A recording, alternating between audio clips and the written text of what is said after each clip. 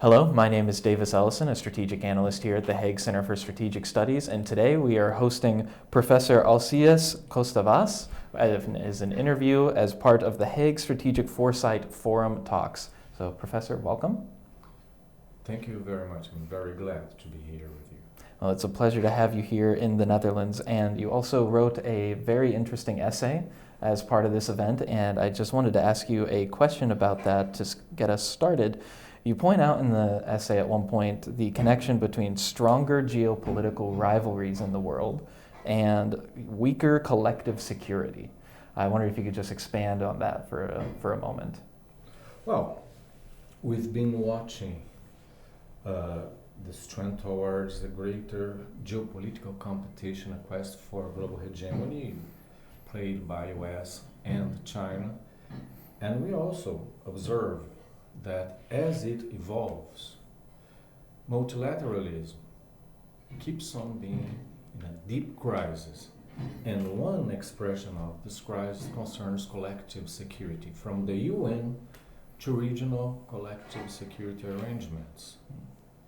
In our case, in South America, there was an intent to forge a regional security arrangement within UNASUR, the Union of South American Nations, and it disappeared 4 years ago, and within it a defense council which would provide the underpinnings and the initial arrangements for a South American collective security arrangement.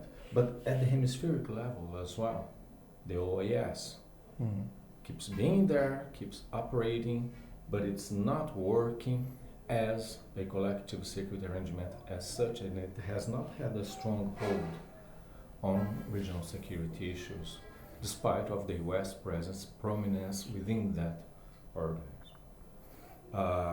So we see then that security, international security, has been much more approached on the grounds of, let's say, balancing power rather than collective security, and this poses a great challenge and concerns to developing countries, to emerging countries at the global stage, because we rely on multilateralism, we rely on this sort of approach and mechanisms.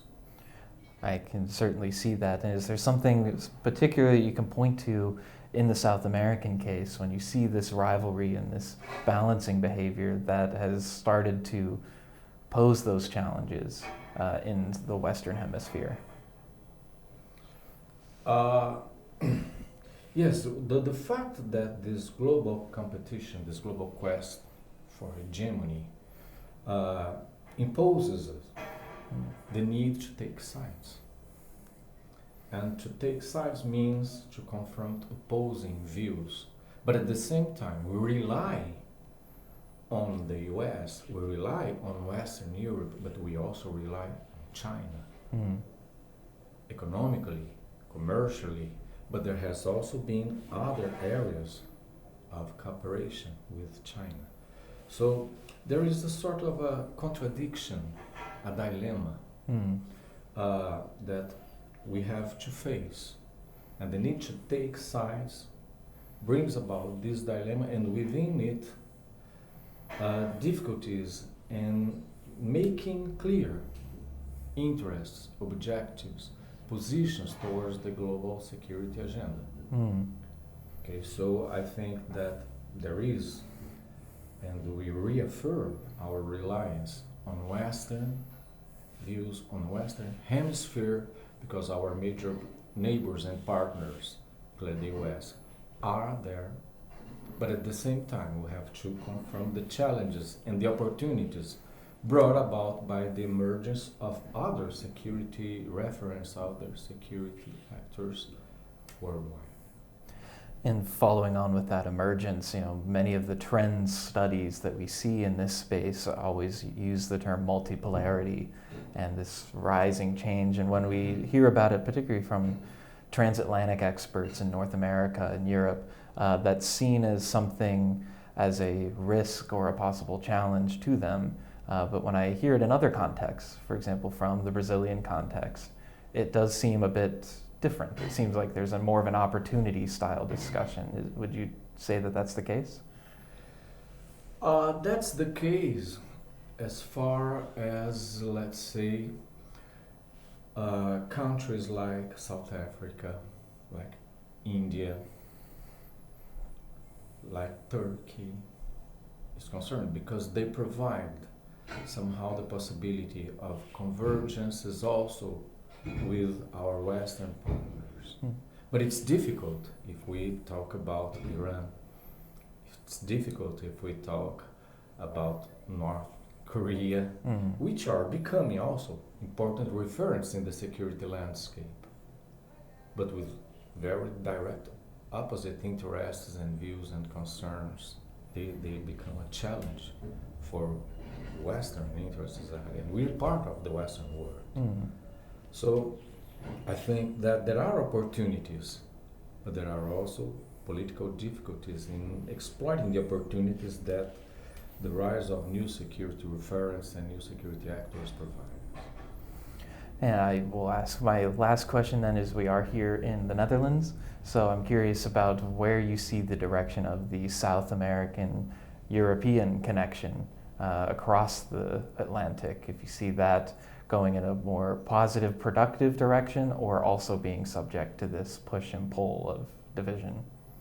I think that it's subject to this push and pull of the present division.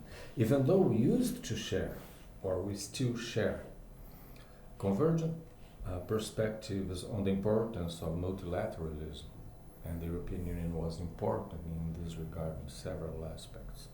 We are now much more confronted to the side effects of this global geopolitical competition between US and China, between US and Russia, and the issues that follow. For example, there has been many doubts regarding Brazilian positions on the Ukraine war, for example. These are clear of the sort of dilemma we have to confront with. As well as from the other G3 countries, India and South Africa. We may share some perspectives with them, but at the same time, these convergences conflict with those shared by Western Europe, the European Union. That's why I see that even though there are an economic, political, cultural set of very important convergences that bring us closer to each other, if we regard security, especially geopolitical developments, then there is some potential, not of friction, but differences, different approaches towards some specific issues. Naturally, if we go to those security issues more related to global challenges, such as climate change, such as the spread of disruptive technologies, the side effects of the emergence of artificial intelligence, then we may see there are still strong convergent lines that we may exploit together. Well, we'll be able to discuss these convergences and differences and all of this and more in the event. But Professor, thank you very much for your time, and I look forward to hearing more. Thank you very much.